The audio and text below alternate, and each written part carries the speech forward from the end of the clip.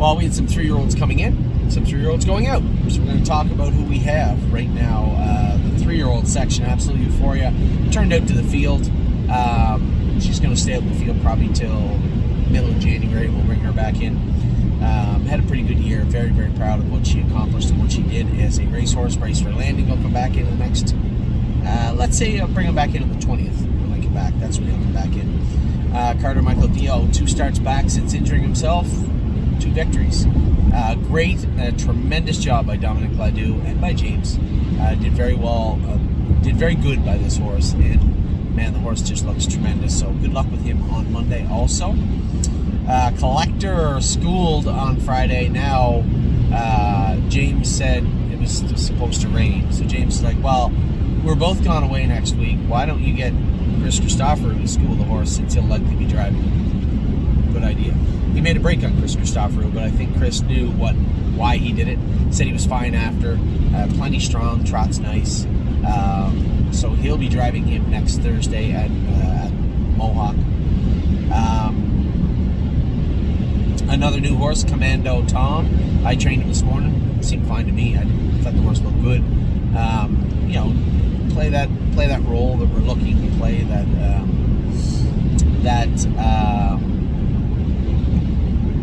Foot soldier type, just at nominals of 2 up to 4, hopefully. Good looking frame on him, good looking body. I think, he might be able to do that. You never know what they're going to do when they get up into that straight nominals of 4 crew or the condition class. Condition claimer crew can get a little salty for them, or, they don't have to jump forward very far to be able to do in there. And the next leap after 7, that's a doozy. So we'll see how Commander Tom does on his way up the ladder. Coupe de Ville injured herself. We've struck an agreement with Schaefer Farms. She is going to become a broodmare now. She was going to anyway, one way or another, but forced herself into that position after her last start. Man, what a great run she was on at the end of it. I think 10 starts she had missed the top 3, 9 of them top 2, if I'm not mistaken. Just a tremendous run, and I'll definitely be on the lookout for her babies when time comes. Crantini. Ye have little faith. You guys thought that we bought him back and couldn't get him to go. Crantini's still Crantini. And a little finicky. No, he's a lot finicky. But you just have to know him. And fortunately for us, his memory was as good as his speed. He remembered what was going on. Oh, that's pretty cool. He remembered what was going on, when it was going on, and behaved himself. It seemed like we sold him as a semi-complete puzzle. Somebody mixed it all up, put it in a bag, and shook it. We just had to put the pieces back together. Seemed fine from what I could see the other day. Now, he won't race next week, him and Unbeatable Kemp, for obvious reasons, because I'm not there. That's why I don't want to chance it.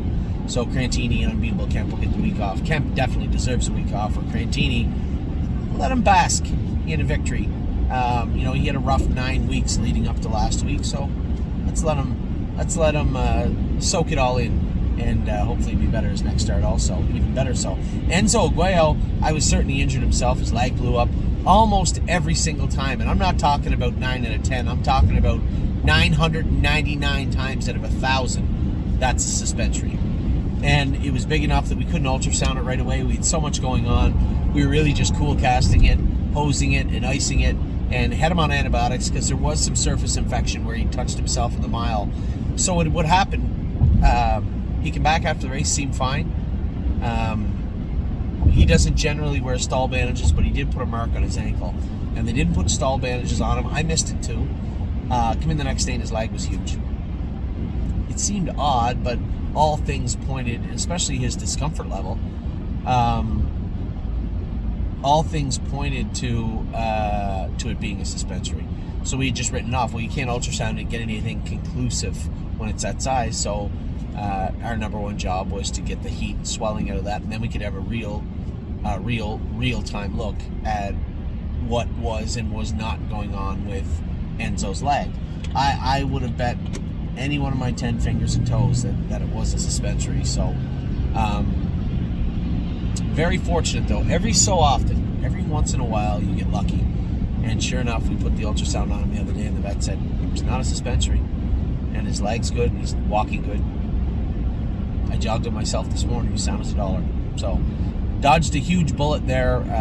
All my partners on Enzo Guayo. Now he's been in the stall since he raced last for the most part. What did he do? Did he kick the wall?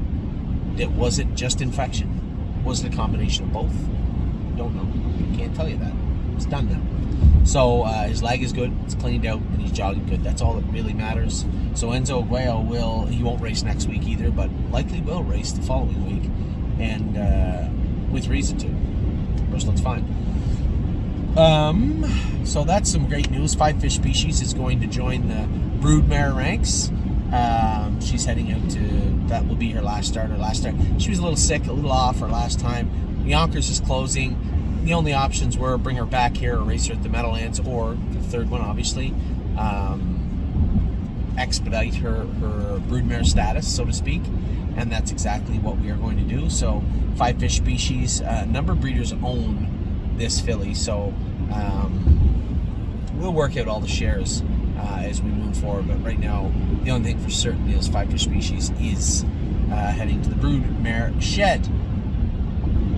Halakai the third raced great the other day. A little short, maybe a little quick to the half. You got to protect her a little more, but she's so slick gated. I can tell you exactly how that happened. The same thing happened to me the first time I drove her. You just have to know her. She's a sweet filly, easy to drive, but you got to leave lots left in the gas tank with her. If you empty her out or kind of sting her, she shuts down. So I know exactly what happens. It's not the end of the world. Irish Ray is my father's horse. He is here in town now. We're going to try and put some fat and weight on him. I'll train him up at Northfield. We'll see if he's ready to go. If not, we'll maybe give him a couple of weeks, 3 weeks in the field. But he does look good on the track. He does look good in the barn. So we'll see how he is moving forward. Kenobi qualified, and then they went to go put him in the Meadows, and we hadn't switched the ownerships, which had never really been a problem before. But for some reason, on this day, it was. And he didn't get in. So we're going to race him either. Our options are some class at Northfield, some class at the Meadows, or I guess some class down here, potentially. We'll see how that plays out this week, but he did not get in, and should have been in, and will be in at the first available class. My apologies. Lindy's Landing is in to go Wednesday night at Northfield Park. Coming out, he's going to be short a little bit. We were able to train him up. You can't train him too hard. We were able to train him up a little bit. We'll see how he is for Wednesday evening. Yeah, of course I'm going to Dayton. Yes. Park Slope made her first break for us, in a kind of a rare break by the looks of it. I haven't had a chance to talk to Brett. Stacy said he just said she got a little lost going to the gate. Well, I raced her twice, so I'm going to need you to define lost for me. I'll be talking to Brett when I get here to Dayton, but I'm sure she'll be fine for her next start. Spitfire Overseas is racing right now this afternoon in an hour, so excited to race him. We'll see how that plays out. Stay Special is very close to racing. I think she went to Mohawk this week.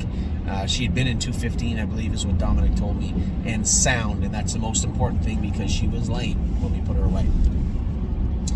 Steel Cowboy's in now. He hasn't trained yet. We'll start training him this week at Northfield Park. Tactical Mounds is out in the field and will remain out in the field for a little while. We'll give her a healthy break as she's a very, very good filly. Tech Song Soprano, another new horse for us. He'll start racing next Sunday. You might see him at Northfield Park. I don't think there's a class written for him at the Meadows.